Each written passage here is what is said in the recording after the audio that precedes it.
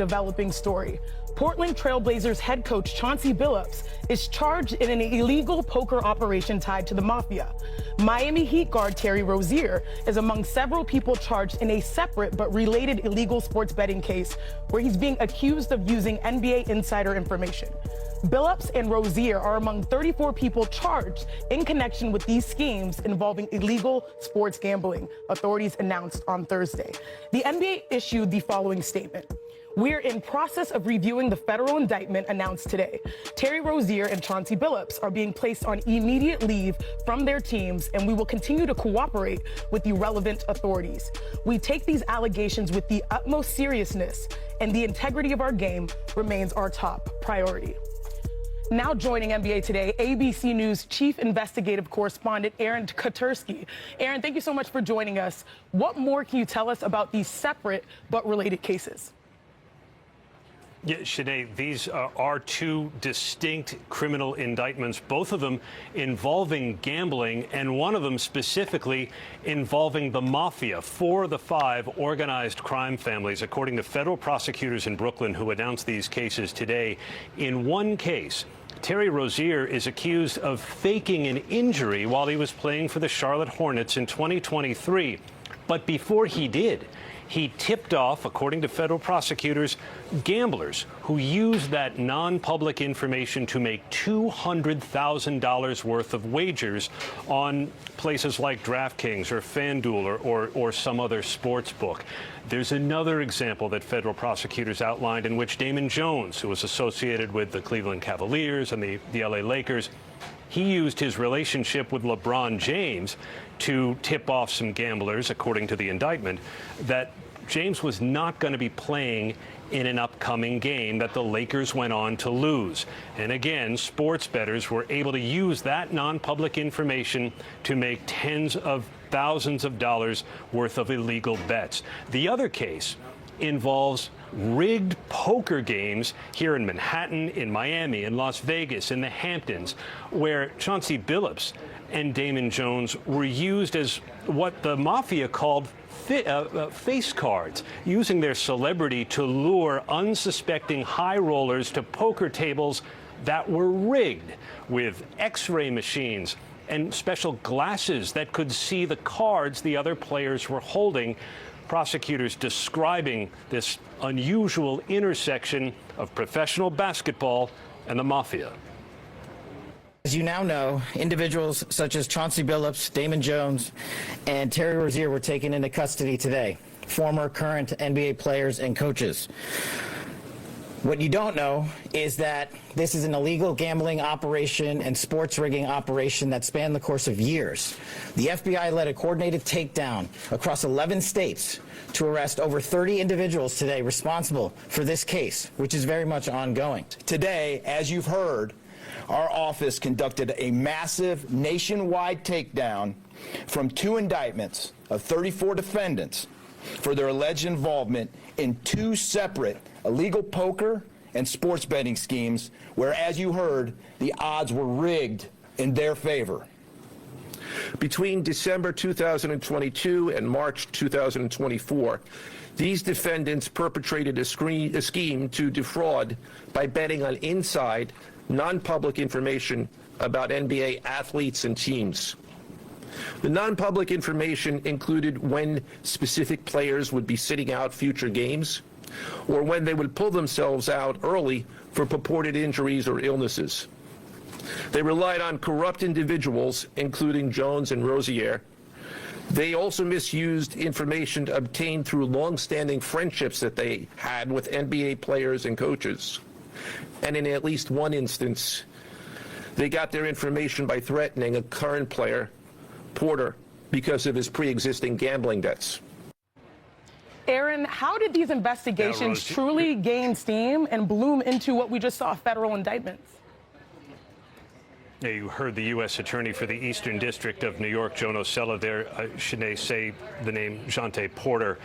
It's that case that really was the origin story of the illegal sports betting indictment that was announced today. And it appears that either he or others associated with that case may have given the authorities some information about some of the people that were charged today. In the other case, the illegal poker that Chauncey Billups and Damon Jones were caught up in, according to the indictment, that case started with the FBI's organized crime squad. They were investigating mob-linked illegal poker rooms in all sorts of locations, especially here in Manhattan. And that's when they discovered that these professional athletes were allegedly involved. And they say that investigation is ongoing. They believe there may be more of these poker games and more individuals may yet be charged. And these victims lost, in some cases, millions. One victim, $7 million by sitting at one of these rigged poker tables. And when the victims were unable or unwilling to pay, that's when prosecutors say the mob-linked defendants resorted to mob-type tactics, including violence. Wow. Thank you, Aaron, for that meaningful clarification. Please hold tight as we will circle back with you later in the show. Now, the NBPA, the Players Union, put out this statement, quote, "The integrity of the game is paramount to the NBA players, but so is the presumption of innocence, and both are hindered when player popularity is misused to gain attention. We will ensure our members are protected and afforded their due process rights throughout this process." Now welcoming in our senior NBA writer, Brian Windhorst, Kendrick Perkins, obviously, and the man who broke the news, Shams Charania. I'm Chiney Ogwumike filling in for Malika Andrews. Now, Shams, this is truly a bombshell. How is this high-profile investigation affecting the league right now? Chiney, there's been seismic reverberations across the NBA because here you have a sitting NBA head coach, a former Hall of Fame player that is arrested and involved in this, and Terry Rozier, an active player that has been arrested as well as part of sports gambling accusations. And it places at least two NBA careers here in peril. And for Chauncey Billups, a wire fraud charge, money laundering, each of those counts up to 20 years, and illegal poker game fixing. But also in this indictments, there were also examples where Chauncey Billups, at least one example where Chauncey Billups potentially, allegedly gave information on his team tanking two sports bettors. And Terry Rozier has been under investigation by the federal government for at least the last 2 years for a March 2023 game. But the NBA, to be clear, had cleared him. That's why he's been able to play the last couple of seasons with the Miami Heat. And so this investigation, like Aaron just said, it started off with Jontay Porter. That's the origin story of this. That's where this all began. That's when about a handful of people were charged, arrested eventually, but now this is at over 30 people. How much larger of a list can this get? That's what everyone in the league is keeping an eye on. And you also broke the news that obviously Hall of Famer Chauncey Billups, he's going on immediate leave. That's what the NBA put out in the statement. They canceled the Trailblazers their media availability today. What are you hearing about the team moving forward? Tiago Splitter, their assistant coach, he will take over and assume interim head coaching duties for the Portland Trailblazers. The Blazers put out a statement today. They're saying that they are fully cooperating with this investigation, but clearly this is something that they're going to be dealing with for the foreseeable future with Chauncey Billups. It's unclear when and if he will be back as the head coach. So Tiago Splitter will be the interim head coach here. And Wendy, now that we have laid out all the allegations, can you please illustrate why, since the legalization of sports betting, that this has been a huge concern for the NBA? Yeah, okay, so let's try to make this a little bit easier to understand for the NBA fan. There's two separate things going on here. The poker indictment is right out of a movie and fascinating.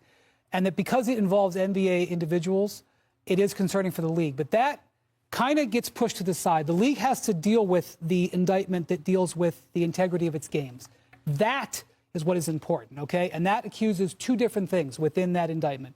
One, it accuses what we already knew, which is that there were players who pulled themselves out of games to win unders prop bets. That was Jontay Porter, who's already pled guilty to this. The day that Terry Rozier was accused of this, the sports betting outlets flagged this in 2023, and there's been investigations over the last 2 years in this.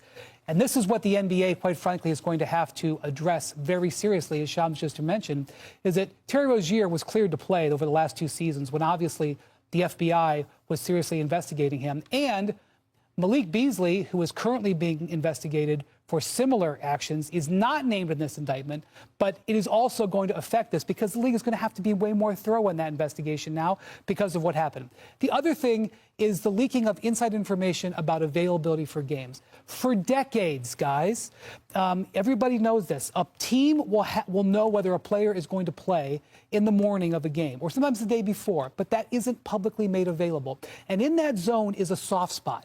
That soft spot has existed for a long time. It's what bettors have tried to get access to for a long time.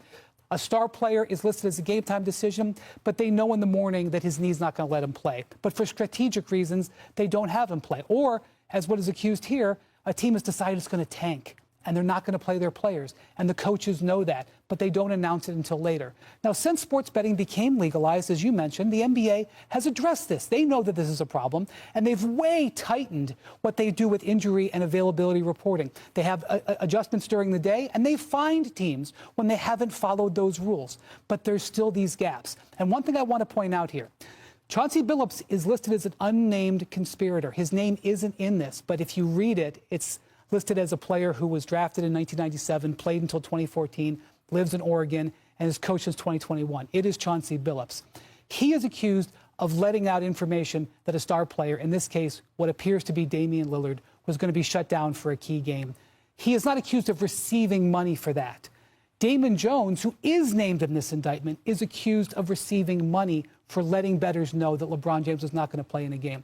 And I just want to point something else out that's just interesting, is that Damon is accused of doing this in 2 different occasions, a year apart. And the second time he did it, he indicated that Anthony Davis might not play in a game. Anthony Davis did play. LeBron James did play. The Lakers were the underdogs in that game and won. And the bettors lost and got angry at Damon and wanted their money back, according to the indictment. So this is a very messy situation. It is amorphous. But this is something the league is going to have to address, and I'm sure that they will. Yeah, and you mentioned Terry Rozier. We saw some video from games in question. His attorney actually released a statement Thursday that says, in part, Terry was cleared by the NBA, and these prosecutors revived that non-case. Terry is not a gambler, but he is not afraid of a fight, and he looks forward to winning this fight.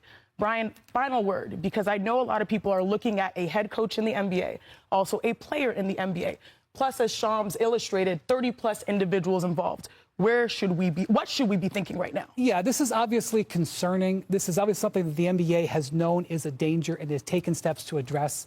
This does not shake the NBA to its core. This addresses gambling situations that the NBA has tried to manage for years and will now have to continue to address their situations and continue to try to manage. And this is something that everybody in professional sports understood was a reality when they embraced the legalization of widespread sports betting. And this is also something that we will continue to follow, this bombshell story, throughout our hoops. Yes, please. Amen. There were 12 games in the NBA last night, but no star shined brighter than the supernova Victor Wembanyama. What a performance in his opening game of the season. Looking to spoil Cooper Flagg's debut. Perk, I mean, look at the footsteps. How are you supposed to guard that? Look at him stomping up the floor. That's what I'm talking about when you running with force. And oh my God, 12 slip feet. out on the pit. I mean, look Reverse. He doesn't even need to jump if he needs to, but look at the 2 teammates fired up. He's mean. Look at this rip through. Later in the second, the rip through in reverse. This is a jaw-dropping play. He's standing on the ground, Perk. Here was our own Ryan Rucco on that ridiculous play.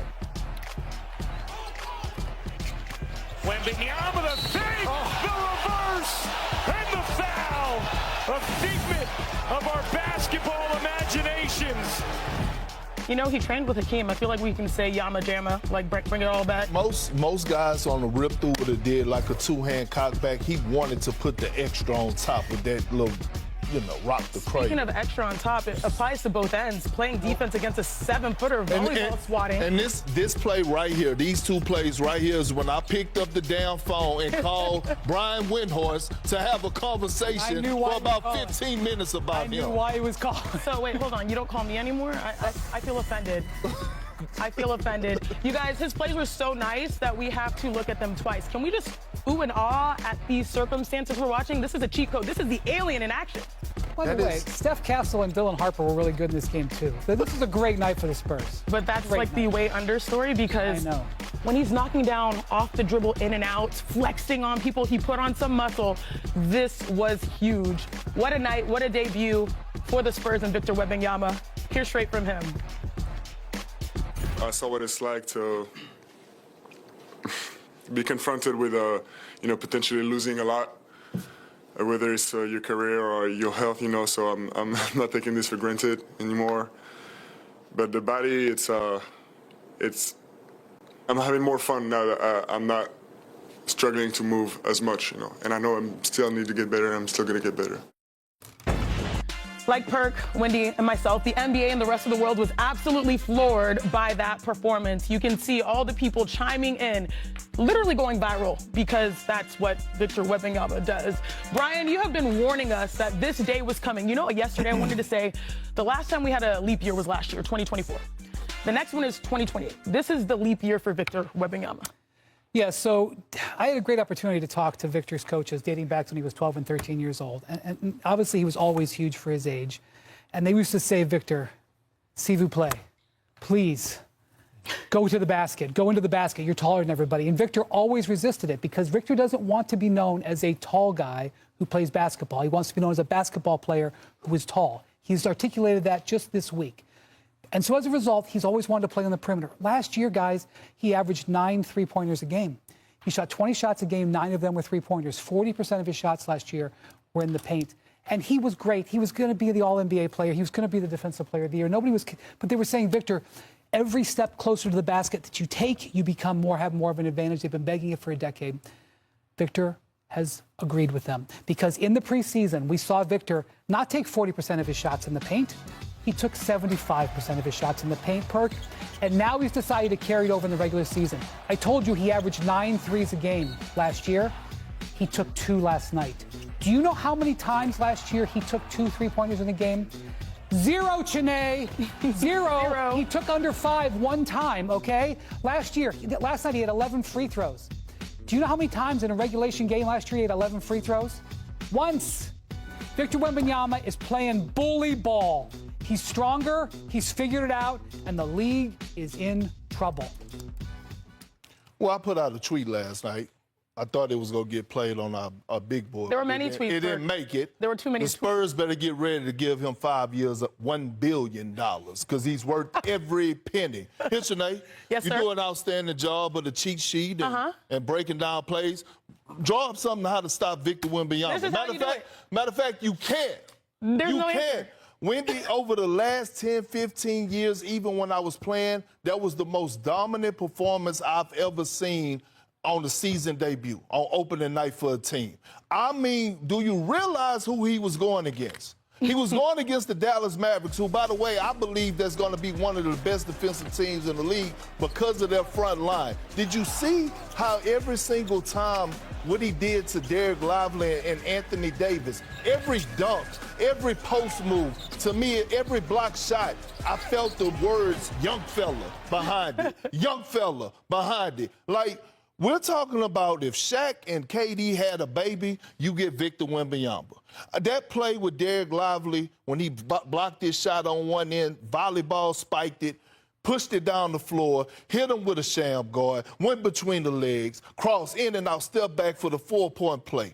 And then this old unorthodox thing that he got going on off of one leg with these bank shots falling. And I'm sitting up here saying to myself, man, how in the hell is anybody going to stop this man? Do you realize that front line that they had? Yeah, it's unguardable. Perk, question. I was watching. I know it's a small sample size, but like it's enough. It was small, but it was big. MVP in question. I know Defensive Player of the Year. He led the league in blocks last year, despite only playing 40-something games. Do you think what's in question? What's going to stop him? Yeah. Tell me who's going to stop him? There's a song. There's a song for that. What? Nobody, baby. Yeah. And you know what's crazy? His energy, his competitive nature is contagious. So that's why you see a guy like Stephon Castle who had 24 points last night. You know, rookie Dylan Harper, 15. They competed. I didn't have San Antonio winning that game. Victor was like, sit your big ass down, boy, and watch this heat. This was supposed to be about Cooper. It was, and it was tough in the first half, but he got on the board, had a developing story. Trailblazers head coach Chauncey Billups and Miami Heat guard Terry Rozier are among 34 people charged in connections with illegal sports gambling, authorities announced Thursday. Rozier is accused of using insider NBA information in illegal sports gambling, and Billups is charged in a separate indictment alleging a wide-ranging scheme to rig underground poker games tied to the mafia. Now joining NBA Today, ABC News Chief Investigative Correspondent Aaron Katersky. Aaron, thank you so much for staying with us here on NBA Today. What more can you tell us about what Chauncey Billups is being accused of? Yeah, Sinead, Chauncey Billups, according to federal prosecutors, was the lure, the mafia allegedly paying him for his celebrity to attract high rollers to poker tables in the Hamptons, in Las Vegas, in Miami, and right here in Manhattan, so they would gamble, so they would play poker. What those people didn't know was that everyone else at the table was in on the scam because the games were rigged. Chauncey Billups was known as a face card because the mafia allegedly used his face to lure in these unsuspecting victims. The victims themselves were called fish, as the U.S. Attorney for the Eastern District of New York explained in Brooklyn a short while ago. The scheme targeted victims known as, quote, fish, who were often lured to participate in these rigged games by the chance to play alongside former professional athletes who were known as, quote, face cards. The so-called face cards included the defendant Chauncey Billups, who at the time of the scheme was a former NBA player and is currently the head coach of the Portland Trail Blazers, and also Damon Jones, a former NBA player and coach. What the victims, the fish, didn't know is that everybody else at the poker game, from the dealer to the players, including the face cards, were in on the scam. For example, they used off-the-shelf shuffling machines that had been secretly altered in order to read the cards in the deck, predict which player at the table had the best poker hand, and relay that information to an off-site operator. These rigged poker games have been going on, prosecutors say, since at least 2019, and it involved these altered shuffling decks, X-ray poker tables that could read cards that were face down. There were special glasses and contact lenses that enabled players in on the scam to know what the victims' cards were, and other technology brought to bear. The victim, Shanae, had no chance at winning these games. They lost millions of dollars. And since the mob was involved, prosecutors say if the victims couldn't or wouldn't pay, that's when violence was used to make sure they did. Thank you, Aaron, for providing this profound information and stopping by NBA Today as well. Let's welcome in ESPN sports betting reporter David Purdom and senior NBA writer Tim Bontemps. And David, I want to start with you here. How exactly were games allegedly being manipulated to give bettors an edge? Yeah, so there were basically two allegations about the games and how they were being compromised. The first one, when you think back at Jontay Porter. Before Jontay Porter was a Toronto Raptor player, 2 games in 23-24 season, he took himself out before, maybe played a few minutes. Before those games, there had been all these bets on the under on his assists, under on his points, under on rebounds. And so when he took himself out, those made sure that his associates that were betting on those games won those wagers. The second type of manipulation is not so much of a manipulation, it's more of inside information sharing. And that's where a lot of this was kind of a pay for information scam, where people that had inside information about who was going to play that game. Were guys going to sit out? Were they not?